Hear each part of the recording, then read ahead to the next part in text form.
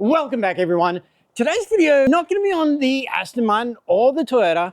It's going to be on the Mercedes because, well, I did promise to give you an update on this. People have been asking for it, and I kind of missed it out when I said I would in the last video. So today's video is a very short recap on where we're at with this, what still needs to be done, what's actually gone wrong with it because we've had a problem with it, and where it goes from here. So for now, let's get into it. Let's talk about the Mercedes Coupe.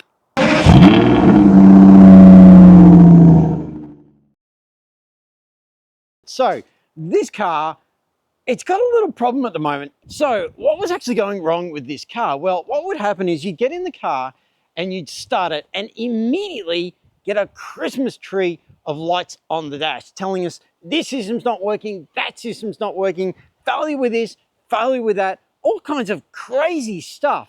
You turn the car off, you immediately turn it back on again, and it's all gone. You check the codes on the car, and there's no codes. This fault was occurring once every now and then, where the car would just throw these faults, and it would be restored the instant you restarted it. Now, generally when this happens, really, it's a case of modules loading in the wrong order. And modules loading in the wrong order is generally voltage problems, just like we saw on the Aston. So this car is no different. From there, all we did was simply check the battery. We went and had a good look at the battery and we found that it's nearly 6 years old. It's an old battery that's in this car. And I also put a scanning tool on it that's got a battery health test on it.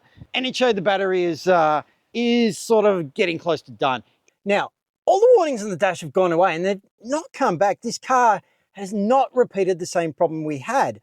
I've not seen a single fault in this car for probably a week now. It's just been faultless. However, we do know the battery is a problem. And what we think was happening was this. On one particular trip out, we forgot to lock the car. We left it open for a very long time. No, it was not in a public place. It was in a private spot, but we forgot to lock it. And as a result, the car would have been unlocked and sat there for hours and hours unlocked. And that could contribute a bit to parasitic drain. The other thing I did was on another trip, I had to manually turn on the headlights and I left them on for a long part of that drive. It was quite a few hours in the car. And yes, we had the lights on the whole time. And if the battery's not in a healthy state, the headlights could have just drained the hell out of it and it's not fully recovered. So all of that could have triggered low voltage fluctuations and why we were seeing the error. It still comes back to the most likely suspect for this problem being the battery, which we know is not in good condition. It's very minor. We can still use the car for all daily purposes, but we do need to start thinking about changing the battery. Now, you might think, well, that's easy. Not quite so with a Mercedes of this era. Physically changing the battery in this car is pretty easy. You just pop the bonnet, you take out the top filter, and then you are at the battery. You then unbolt it, you put a new one in, and you're done. And a lot of people do that. And it's really no issue, except it is. For whatever reason, when Mercedes designed this car, what they did with the battery is actually put diagnostics on it in the software. So when you change the battery on this car, the diagnostics for it, the software all starts going nuts. It needs to know that you've changed the battery. If it doesn't, it works with the old diagnostic information. And you risk things like overcharging, undercharging, just poor performance out of your battery. So you're probably thinking, well, how do you tell the car that you've got a new battery on it? Well, here's the problem. Generally speaking, you can't, only Mercedes can. So in theory, you've got to take it to a dealer and get the star system connected to this car, which a technician at the dealership can then tell the car, hey, it's got a new battery on it and you need to start adapting for that. Of course, however, if you decide to hunt around a little bit, you can find out that's not entirely true. What you can find out is that you can do it yourself. The only catch is you need to buy a tool to do that. Yes, it's a software-based tool and you have to connect it to the car to tell the car that, hey, we've got a new battery in there, please adapt for the new one. The problem is the tool is very expensive. We're talking 150, 200 pounds. Now the battery in this car, well, it costs roughly 150 pounds. So if I've got to buy a tool to tell the car that it's got a new battery for 150 pounds plus the battery for 150 pounds, I'm at 300 pounds to change the battery in this car.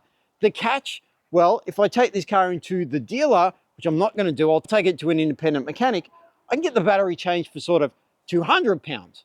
So yeah, it's not worth me changing the battery in this car because it would cost me more to do it properly than just take it to someone who's got the tool to actually tell the car, hey, you've got a new battery. I also have a couple of tasks to do with this car. I never got the wheel trim done. I've still got it sitting in the garage there and it needs to go on the car. I also should finish off the stripes. I just really would like to see them come down at the front and the back as well. So that's another thing. Now, I should mention this car has had some work done on it. We actually did change the front tires on this thing. For whatever bizarre reason, the previous owner changed 3 tires and left one old one on the front, which just makes no sense. It wasn't they blew the front one and changed it. They changed 3 others and left one on the front. So it just seemed weird. So we have finally replaced the 2 front tires on this car. We're going to do the same on the rears once they wear down a little bit because they've still got a lot of tread on. But we'll finish the stripes off on the front and the back. And we'll also do the wheel coloring that we still haven't done yet. And maybe a couple of other little trim pieces. We'll see how we go. But for now, we're probably going to work on this car whilst that one's in limbo and hopefully get some camera gear so that we can show you what it's like to live and drive this thing. In addition to the front tires, we also did the front brake pads. Now, probably still had 30% life on them, so they weren't that bad. They were working quite well. But the reason we chose to change them was it was, comparatively speaking, fairly inexpensive, and it threw the garage some work because, yes, when we put this thing through its MOT, we wanted to make sure the garage had some extra work, and the brake pads just fitted that perfectly. One other thing I need to do on this car is rewire the dash cam because, well, yeah, it's just sort of hanging in the middle of nowhere there at the moment. It's not a great dash cam, but it does the job. It works relatively well. It's not failed. It's just not great in terms of features. So we've got to rewire that because the wiring is literally just hanging down in the middle of the car at the moment. Absolutely hate it. But this car doesn't really work well for that. Trying to route wires around in this car is really, really hard. It just doesn't lend itself well to pushing wires into places. It rejects it. It's really well fitted, if you like, in the inside. Trying to put wires around makes it very, very hard. So I've got to get back onto that, get that sorted. We may even replace the dash cam. It's not a good one, so we'll have a look at that. But that's another task on this car, which is probably the next thing we'll do. Okay, with that all said and done, we've covered everything on the Mercedes for now. We're going to move on because, you see, I've got a lot of priority tasks to do with these 2 cars. Yes, these are the stars of the channel. These are the cars that need to get the full attention, not the Mercedes. So I'm going to start pulling out the DB9, and yes, we're actually going to start work on it right away. As soon as I've filmed this segment, I'm going to jump on to work on the DB9 and also the Supra because there's just too much going on with those 2. And the Mercedes, well, it's just not priority. For now, though, we're going to wind up there. Thank you so much for watching. If you have enjoyed any parts of this video or you just plain want to see what happens with these 2, well, don't forget to subscribe to the channel and you can see it all as it happens. For now, thank you so much for watching. I'm going to get out of here and jump on to working on these other cars. Yeah, signing out.